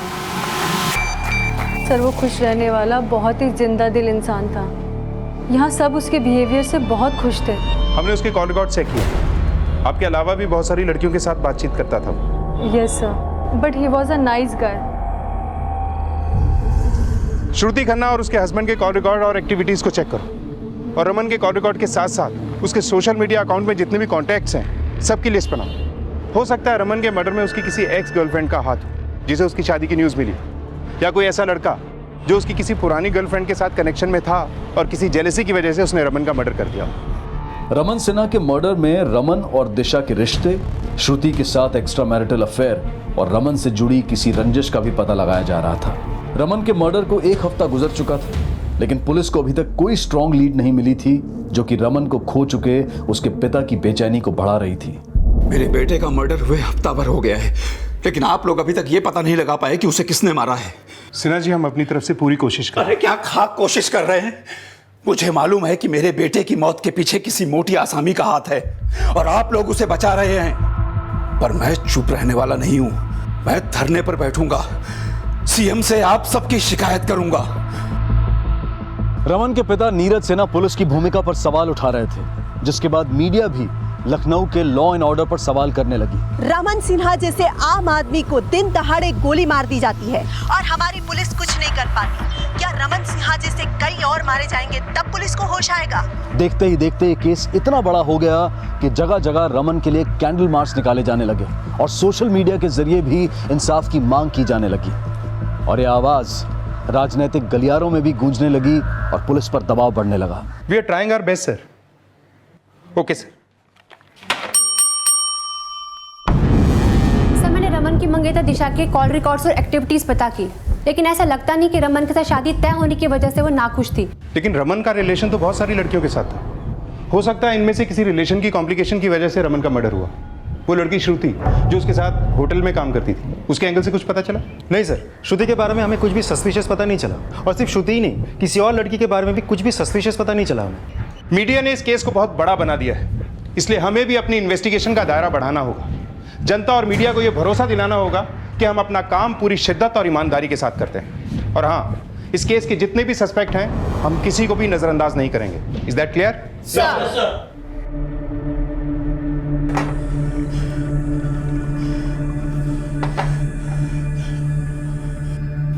ठीक है पापा, शादी भी कर रहा हूं, लेकिन शादी के बाद क्या आप अपनी बहू के सामने ड्रिंक करेंगे? नहीं ना? तो इसीलिए आज से ये दारू शारू बंद। प्रॉमिस? प्रॉमिस।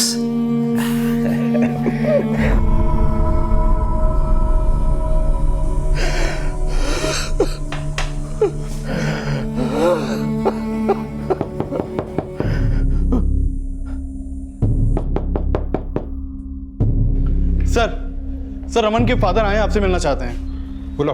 Okay sir. मुझे नहीं पता आप लोग किस तरह काम कर रहे हैं, लेकिन मिस्टर सिन्हा, हम पे भरोसा रखिए। अरे कैसे भरोसा रखें? पहले वो मेरे बेटे का मर्डर कर देता है, उसके बाद खुलेआम मुझे धमकी देता है। धमकी? किसने धमकी दी आपको?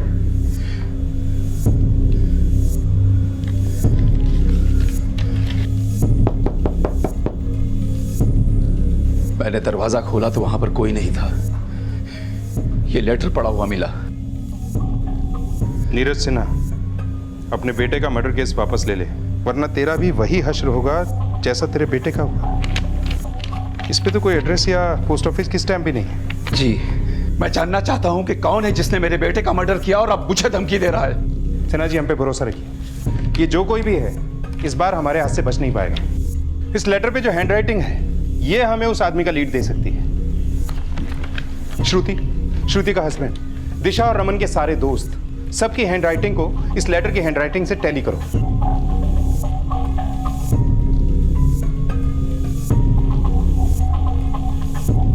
सर, रमन से जुड़े हर एक को खंगाला, उनकी हैंडराइटिंग के साथ लेटर की हैंडराइटिंग को टैली भी किया, कुछ हाथ नहीं लगा सर। फिर ऐसा कौन हो सकता है जिसने रमन का मर्डर किया और रमन के फादर को लिखकर यह साफ किया कि रमन का मर्डर उसी ने किया है, और उस आदमी की कोई भी लीड हमें नहीं मिल पा रही। आज 13 दिन बीत चुके हैं, लेकिन पुलिस अब तक उनके हत्यारों का पता लगाने में नाकाम साबित हुई है। जनता सवाल कर रही है, क्या वो ऐसे माहौल में सुरक्षित है? पुलिस को उनका जवाब देना ही पड़ेगा। ये रमन सिन्हा कौन है? अब तो पुलिस में है, आपको मालूम है किसने मारा इसको? अरे हमसे क्या पूछ रही हो? हमको तो पुलिस डिपार्टमेंट वालों ने सिक्योरिटी गार्ड बना के छोड़ दिया। 12 घंटे जज साहब के घर के बाहर मक्खी मारते रहता। छोड़ो, ड्यूटी जाना है अभी, टिफिन दो मेरा। Excuse me sir. Hello,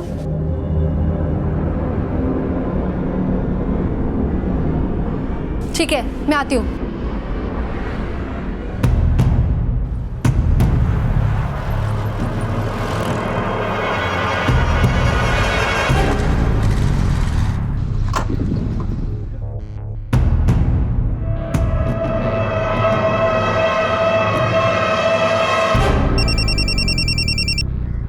hello, what?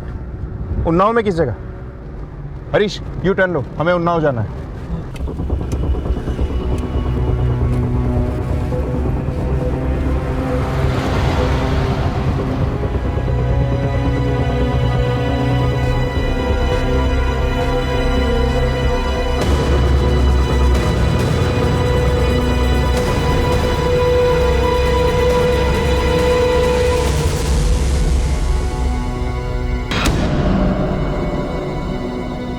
Raman Sinha की हत्या की जांच करने वाली सब इंस्पेक्टर सुनीता रानी की भी हत्या कर दी गई है। क्या सब इंस्पेक्टर सुनीता रानी को रमन केस के हत्यारों का कोई लीड मिला था जिसकी वजह से उनकी हत्या कर दी गई थी?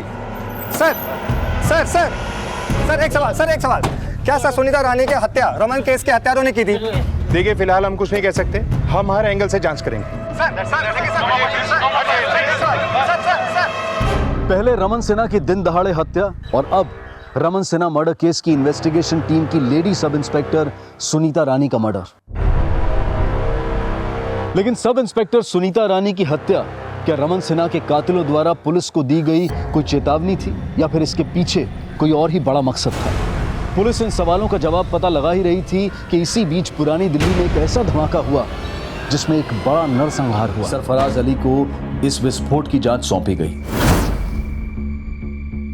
सरफराज अली अब एक ऐसे मिशन में उतरने वाले थे जिसमें आगे चलकर कई और चौंका देने वाले अपराधों का खुलासा होने वाला था। इस ब्लास्ट में 26 लोगों की जानें गई हैं और 267 लोग घायल हुए हैं। इस ब्लास्ट से जुड़ी सारी टेक्निकल डिटेल्स इस फाइल में मौजूद हैं। And I know that you are one of the best officers that we have and I want you to crack this blast case as soon as possible. I will do my best sir. जिन लोगों ने ये blast किए और करवाए हैं वो बहुत जल्द हमारी गिरफ्त में होंगे। I wish you luck, all the best. Sunita के मर्डर के एक दिन पहले उसे उन्नाव के एक पीसीओ से एक के बाद एक 2 कॉल आए थे। तुम जानते हो कि सुनीता को ये 2 कॉल किसने किए थे? हाँ सर, मैंने सुनीता मैडम को फ़ोन पे बात करते हुए सुना था। मुझे लगता है कॉल पे उन्हें कोई धमकियां दे रहा था। सर, इससे पहले कि सुनीता मैडम मुझे कुछ बताती, उन्हें दोबारा कॉल आया। इस बार फ़ोन पे उन्होंने कहा कि मैं आ रही हूँ और फिर वो चली गई। तुम्हें कुछ बताया सुनीता ने कि वो कहाँ जा रही है? नहीं सर, वो मुझे अपने साथ नहीं लेकर गई। वो बोल रही थी कि अबे तुम यही रुको, मैं अकेले निपटा के आती हूँ। और सुनीता ने मुझे भी रमन सिन्हा केस से रिलेटेड कोई अपडेट नहीं दी थी। क्या सुनीता वाकई रमन के केस से जुड़ा कोई राज जानती थी? अगर हाँ, तो ये थ्रेट कॉल उसी की वजह से आया।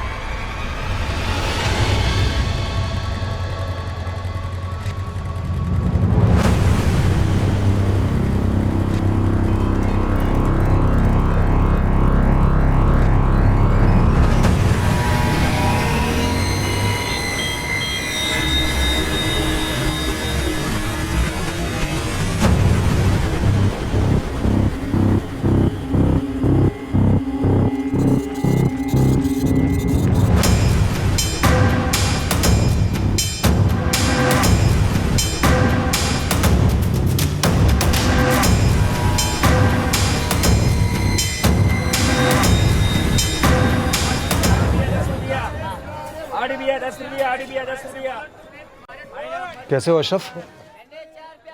अस्सलाम वालेकुम भाईजान। वालेकुम अस्सलाम। बहुत दिनों बाद याद किया भाईजान। अरे इस बार तो सिर्फ याद ही नहीं किया है जनाब, तुम्हारा दीदार करने भी चले आए। ये जरा देखना, बकरा लखनऊ का है, कहाँ मिलेगा? भाईजान आपका बकरा तो नहीं देखा, लेकिन ये मोमिन का नंबर दे रहा हूँ। आपको जिस भी चीज़ की जानकारी चाहिए उसकी पूरी खबर है उसके पास, ठीक है? ये लीजिए आपकी दाल। शुक्रिया। उम्मीद है तुम्हारी इस दाल में लखनऊ के बकरे का दाल गोश्त मज़ेदार पकेगा।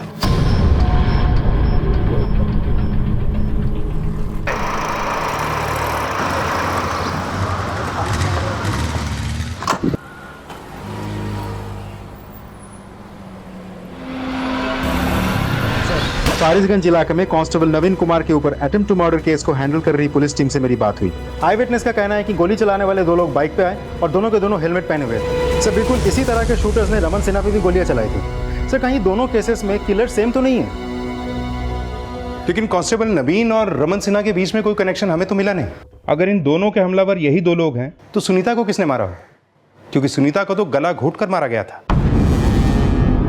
सर इन तीनों केसेस का आपस में कोई कनेक्शन हो या ना हो, लेकिन एसआई अभय की बातों से लगता है कि सुनीता को शायद रमन सिन्हा मर्डर केस के बारे में कोई तो जानकारी थी और इसीलिए उसे थ्रेट कॉल मिली थी। फारिसगंज पुलिस को रमन सिन्हा और सुनीता मर्डर केस की डिटेल्स भेजो। हो सकता है जो डॉट हम नहीं जोड़ पाए, कांस्टेबल नवीन के अटेम्प्ट टू मर्डर के बाद वो डॉट जुड़ जाए। और हाँ, सुनीता के कॉल रिकॉर्ड्स को अच्छे से चेक करो, देखो कि आखिरी दिनों में वो किसके साथ टच में थी, शायद कोई लीड मिले। Sir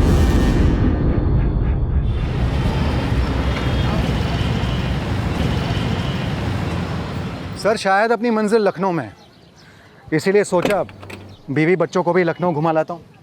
wish you a happy trip Sarfaraz. Thank you sir. Sir मैंने सुनीता के कॉल रिकॉर्ड में से एक नंबर को आइडेंटिफाई किया है। ये नंबर उन्नाव के सब इंस्पेक्टर रंजीत मिश्रा का है। रंजीत मिश्रा का घर उन्नाव में ही है। सर सुनीता मैडम को कॉल आने से पहले वो बोल रही थी कि अगले दिन हमें उन्नाव जाना है। अबे हमें उन्नाव जाना है, उन्नाव निकलने की तैयारी करो। Okay ma'am. हेलो, शायद वो रमन सिन्हा के केस के सिलसिले में उन्नाव जाने वाली हूँ। सर कहीं ऐसा तो नहीं कि सुनीता रंजीत मिश्रा के साथ रमन सिन्हा मर्डर को लेकर कुछ बात करती थी? शायद रंजीत ने सुनीता को कुछ बताया हो। सब इंस्पेक्टर रंजीत मिश्रा को मुझसे बात करने के लिए बुलाओ। Okay sir. अच्छे से खाओ, बाद में आइसक्रीम भी खाना है। सुनिए, आपने इमरान की होने वाली बीवी की तस्वीर देखी? देखिए कितनी खूबसूरत है। वाकई खूबसूरत है। इमरान बहुत लकी है जो उसे ऐसी लड़की मिली। अच्छा सुनिए, हम इमरान की शादी के लिए गांव तो जा ही रहे हैं ना, तो शादी के बाद कुछ दिन वहीं पे रुक जाते हैं ना। बहुत साल हो गए हम गांव नहीं गए। आइडिया तो अच्छा है, लेकिन शादी के बाद मुझे इमीडिएटली यहाँ लखनऊ आना है किसी काम से। उसके बाद गांव चले जाएंगे, 2-3 दिन वहाँ पे छुट्टी मना लेंगे। आप तो जब देखो तब काम काम ही करते रहते हो। यहाँ पर भी आए तो यहाँ पर भी काम ही है।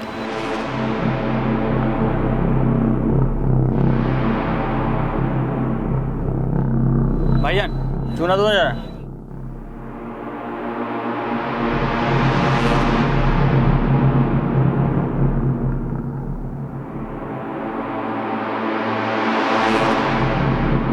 तुम लोग खाओ, मैं 2 मिनट में आता हूँ। अरे कहाँ जा रहे हैं? अभी आए। सुन, अभी आए।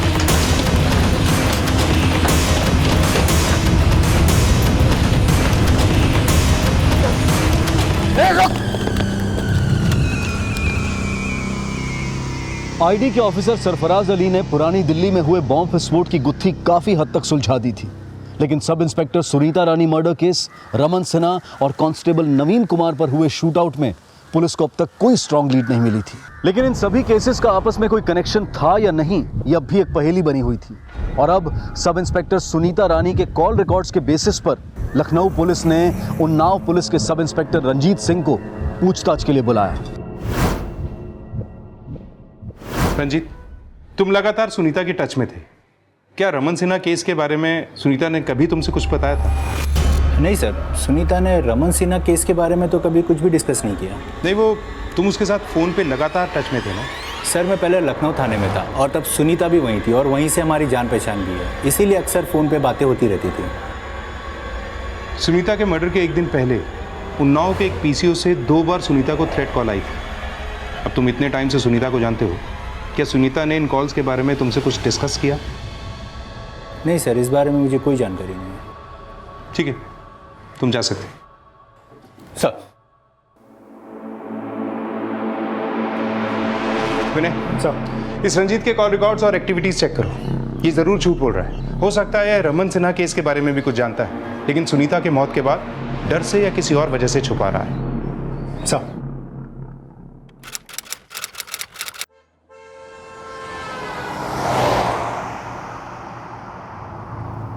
आपने नसरीन का लहंगा देखा था? कितना खूबसूरत था ना, पूरे 50,000 का था। यार, अब लहंगा 50,000 का हो या लाख रुपए का, लेकिन वहां सबसे ज्यादा खूबसूरत तो तुम ही लग रही थी। अच्छा।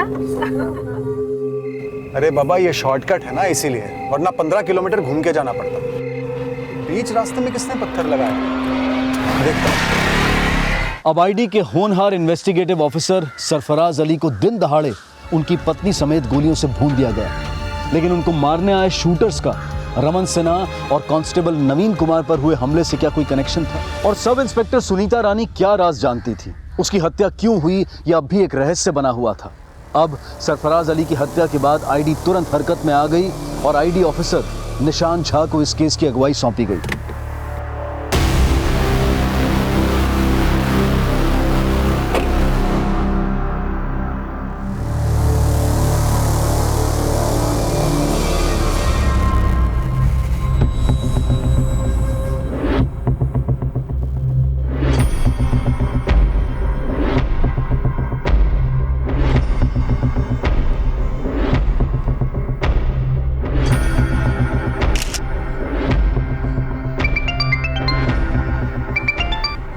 Yes sir. निशांत, मैंने दिल्ली ब्लास्ट के मेन एक्यूज मुराद से पूछताछ की है, लेकिन पूछताछ में उसने ऐसा कुछ भी नहीं उगला जिससे कि यह साबित हो कि सरफराज का मर्डर उसके असामाजिक ऑर्गेनाइजेशन ने किया है। लेकिन हाँ, यह हो सकता है कि सरफराज के मर्डर का प्लान उन लोगों ने मुराद की गिरफ्तारी के बाद बनाया हो। सर, सरफराज सर को मुराद की टिप दिल्ली के अशरफ और लखनऊ के इन्फॉर्मर्स ने दी थी। ऐसा लगता है डबल गेम खेला गया है। सरफराज सर को टिप देने के बहाने यहाँ बुलाया गया है और फिर उनका कत्ल किया गया। आईडी को लग रहा था कि सरफराज अली और उनके परिवार पर हुए अटैक में उसी असामाजिक संगठन का हाथ होगा जिनका ब्लास्ट में हाथ था। पुलिस उस संगठन से जुड़े कई संदिग्धों का घेराव कर रही थी। वहीं रमन सिन्हा और sub inspector Sunita murder case को इन्वेस्टिगेट कर रही लखनऊ पुलिस को एक अहम जानकारी हाथ लगी। मैंने सब इंस्पेक्टर रंजीत के कॉल रिकॉर्ड चेक किया। जिस वक्त पीसीओ से सुनीता को कॉल किया गया था, उस वक्त रंजीत के फ़ोन की लोकेशन उसी एरिया के आसपास थी। मैंने पीसीओ के आसपास जाकर पूछताछ की, लोगों ने भी रंजीत को पहचान लिया है। उस वक्त रंजीत वहीं था। इसका मतलब सुनीता को वो दूसरा कॉल भी रंजीत ने किया होगा। लेकिन ये रंजीत सुनीता को थ्रेट क्यों देगा? सर, रंजीत और सुनीता के बारे में एक और बात पता चली। लखनऊ के जिस थाने में रंजीत और सुनीता एक साथ काम करते थे, वहाँ के कोलीग से पूछताछ करके पता चला कि दोनों में अफेयर चल रहा था, जबकि रंजीत पहले से ही शादीशुदा था।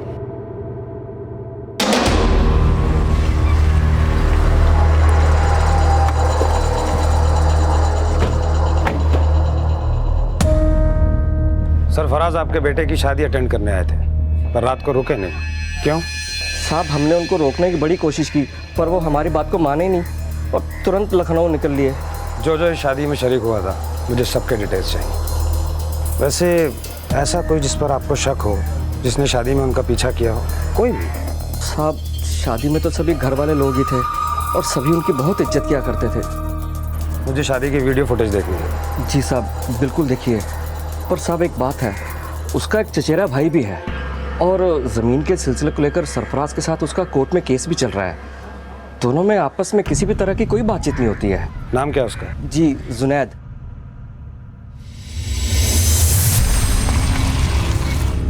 हमारा नाम ही जुनैद है सर। आप लोग बेकार ही हम पर शक कर रहे हैं सर। माना कि सरफराज भाई के साथ हमारा ज़मीन को लेकर झगड़ा चल रहा था, लेकिन सर यकीन मानिए हम उन्हें मारने के बारे में सोच भी नहीं सकते थे। वो इतने पावरफुल आदमी थे कि उनको मारने के बारे में सोचकर ही हम डर जाए सर। तू डरपोक है या बेखौफ, ये तो मुझे पता चल ही जाएगा जुनैद। वैसे तूने तो कुछ नहीं किया ना? देख, अगर कुछ किया है तो अभी बता दे, वरना बाद में बहुत तकलीफ होती है। आप अब बेकार में शक कर रहे हैं सर हम पर। हमने ऐसे कुछ भी नहीं किया।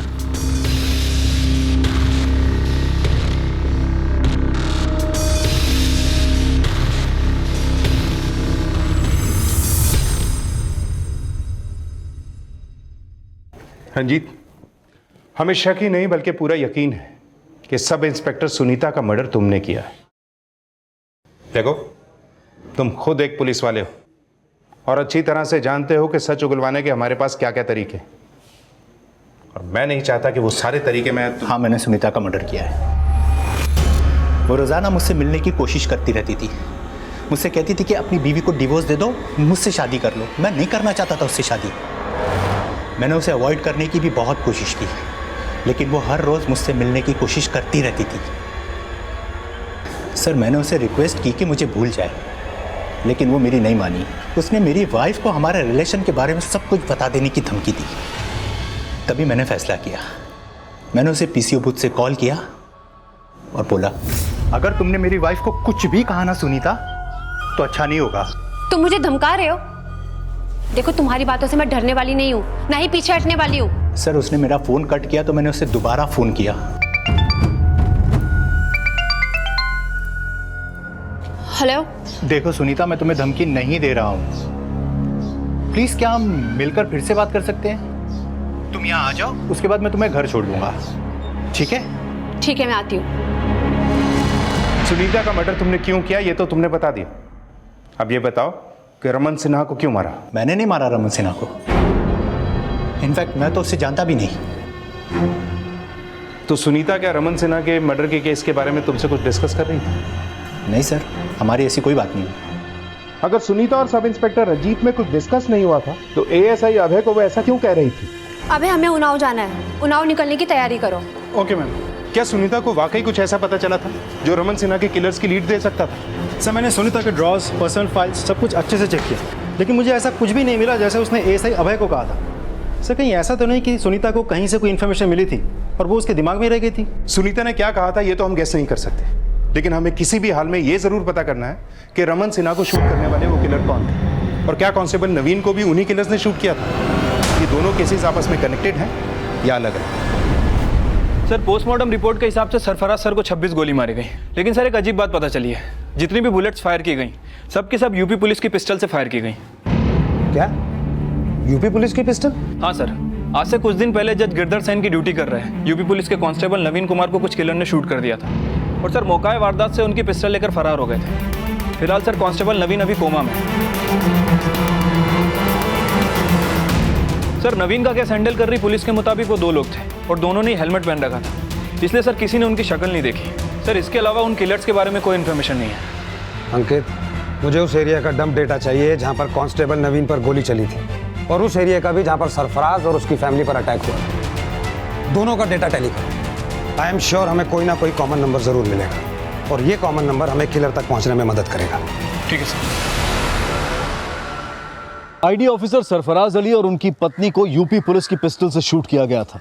यूपी पुलिस के कांस्टेबल नवीन कुमार की पिस्टल चुराई गई थी, लेकिन नवीन कुमार पर हमला और रमन सिन्हा का murder illegal country made pistol bore .32 से किया गया था। लखनऊ पुलिस को रमन के शूटर्स की कोई लीड नहीं मिली, लेकिन जब आईडी ने सरफराज अली पर अटैक किए गए गाजीपुर एरिया और कांस्टेबल नवीन कुमार पर अटैक किए गए लखनऊ के फजलगंज एरिया का डंप डेटा स्टडी किया तो उन्हें एक क्लू मिला। सर, मैंने उन दोनों एरिया के डंप डेटा को स्टडी किया है। सर, जहाँ सरफराज सर को शूट किया गया था उस एरिया के आसपास इस एहसान का फ़ोन एक्टिव था। एहसान? हाँ सर, इसके बारे में इन्फॉर्मेशन निकाली है। सर, ये जुनैद का भांजा है, और जिस दिन लखनऊ में नवीन को शूट किया गया था उस दिन इसका फ़ोन बंद था, लेकिन शूट आउट के कुछ दिन पहले तक इसका फ़ोन लगातार लखनऊ में एक्टिव रहता था। लेकिन यह भी तो हो सकता है कि कांस्टेबल नवीन के शूट आउट के वक्त इस एहसान ने जानबूझकर अपना फ़ोन बंद किया हो सकता है सर। फिलहाल सर इसका फ़ोन अभी बंद है और ये घर से फरार है। इस एहसान के मामा जुनेद को बुलाओ। अब मामा ही बताएगा भांजा कहाँ है। ठीक है सर। सर माना कि एहसान मेरा भांजा है, लेकिन मैं काफ़ी टाइम से उससे मिला नहीं हूँ। लेकिन जिस वक्त सरफराज तेरे गांव में शादी अटेंड कर रहे थे उस वक्त एहसान वहीं पर था, उसी गांव में, जबकि इसके पास तो कोई इनविटेशन भी नहीं था। फिर ये वहाँ क्या कर रहा था? और अगर ये तुझसे मिलने नहीं आया था तो फिर किससे मिलने आया था? सर हो सकता है कि वो उस दिन गांव में हो, लेकिन इस बारे में सच में मुझे कुछ नहीं पता। और कौन कौन है इस गांव में जिससे उसकी बातचीत है? कोई आइडिया नहीं सर। तू मुझे बेवकूफ़ समझ रहा है?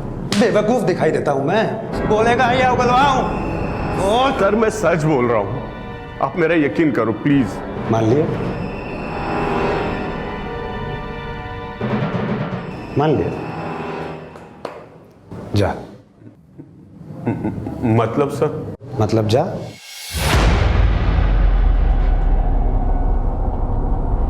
जा जा।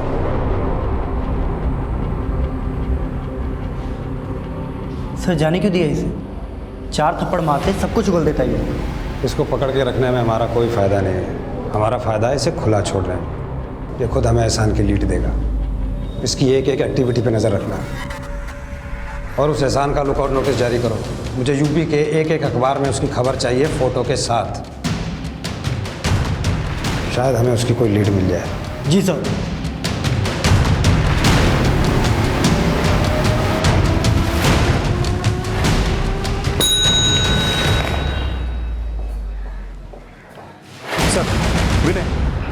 आईटी सरफराज और उनके फैमिली के मर्डर के जुर्म में इस एहसान नाम के लड़के को ढूंढ रही है। पता करो कि रमन सिन्हा और कांस्टेबल नवीन के मर्डर के साथ इसका कोई कनेक्शन है क्या?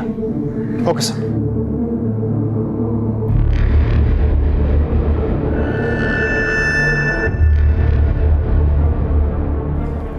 सर इन निशानों को देखकर लगता है कि शायद ब्रांड न्यू टायर्स थे, नो वेयर एंड टियर। एक काम करो, गाजीपुर और लखनऊ पुलिस से बोलो उनके एरिया में जितने भी टायर डीलर्स हैं सबसे पूछताछ करें। हो सकता है इस एहसान ने कहीं टायर चेंज करवाए। ठीक है सर।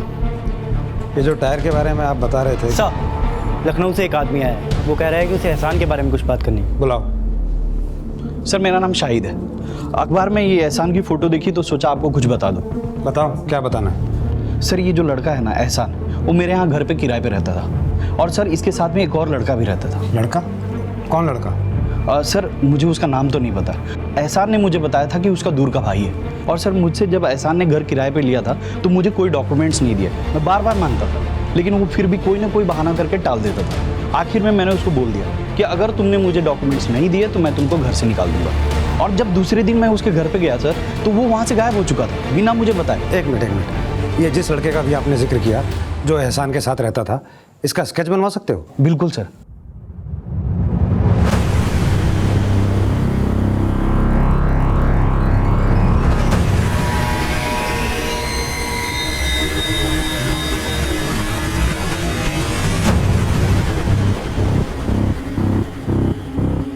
ये स्केच हर पुलिस स्टेशन में सर्कुलेट करो और पता करने की कोशिश करो कौन हो सकता है। ठीक है सर।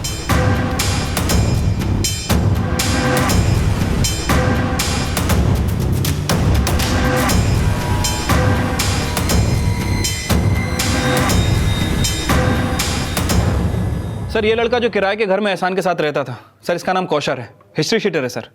यूपी के बहुत सारे पुलिस स्टेशन में इसके खिलाफ मर्डर और अटेम्प्ट टू मर्डर के लगभग 8 से 10 मामले दर्ज हैं। फिलहाल फरार है सर और पता चला है कि एहसान भी इसी की गैंग का आदमी है। इसकी हर क्राइम एक्टिविटीज़ में एहसान का हाथ है। इसका मतलब ये एहसान और ये सर 2 दिन पहले जुनैद ने ग्रेटर नोएडा में किसी को कॉल किया था सर। पता चला है कि वहाँ पर जुनैद की बहन भी रहती है।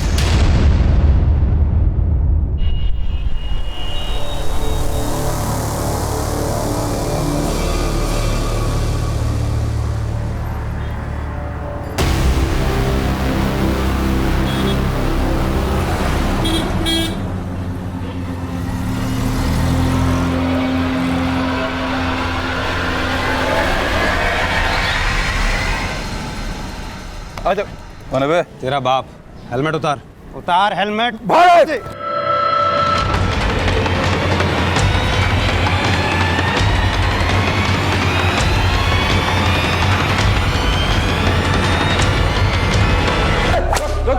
साहब इसको रुको रुको रुको।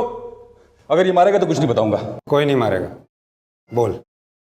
सरफराज सर और उनकी फैमिली का मर्डर तूने किया है ना? हाँ, मैंने और एहसान ने ही सरफराज उसकी फैमिली को मारा है। और ये मर्डर तूने जुनैद के कहने पर किया है? हाँ, मैंने ये मर्डर जुनैद और एहसान के कहने पे किया। सर, सरफराज को मालूम चल गया था कि मैं जुनैद और एहसान की मदद कर रहा हूँ। पहले मुझे पता नहीं था कि वो आईडी में है, इतना पावरफुल आदमी है। अब मुझे लगा कि वो अगर अपने पे आ गया तो मेरे सारे बुरे कारनामों की चिट्ठी खोल के रख देगा। तभी मैंने सोच लिया था कि उसको मारना है। ऊपर से एहसान और जुनैद भी चाहते थे कि मैं उसको मार दूँ। मैंने उसको दिल्ली में मारने की कोशिश की, फिर लखनऊ में मारने की कोशिश की। उसकी तकदीर अच्छी थी। फिर बाद में मुझे एहसान ने बताया कि वो गाजीपुर में एक शादी अटेंड करने वाला। फिर मैंने पीछा किया, मार दिया। तूने जिस पिस्तौल से गोली चलाई थी वो यूपी पुलिस के कांस्टेबल नवीन की ही थी ना? मुझे लगा सरफराज को मारने के लिए एक गन काफ़ी नहीं है। मैंने हवलदार का 2-3 दिन पीछा किया तो फिर सर, इनके पास जो बाइक मिली थी उसकी नंबर प्लेट फेक है। तेरे पास जो बाइक थी वो किसकी है? चुराई है मैंने। कहाँ से? लखनऊ से। हमें सरफराज को मार के भागने के लिए एक लंबी बड़ी बाइक की ज़रूरत थी। मुझे 2 महीने पहले वो बाइक लड़के के पास दिखी।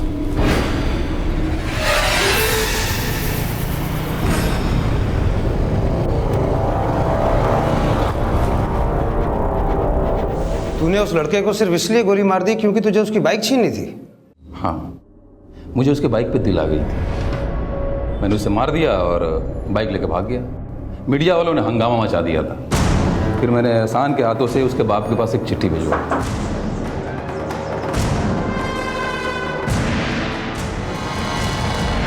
सर, ये बाप बेटे दोनों एक जैसे हैं। मैंने लड़के को बोला था रुक जा रुक जा रुक जा, मुझे बाइक चाहिए थी। नहीं रुका, दिमाग खराब हुआ, मार दिया। दिमाग खराब हुआ, मार दिया। जब तक इसका दिमाग ठीक ना हो जाए मारते रहो इसे। हाथ नहीं लगाना। देख लो, बस बस।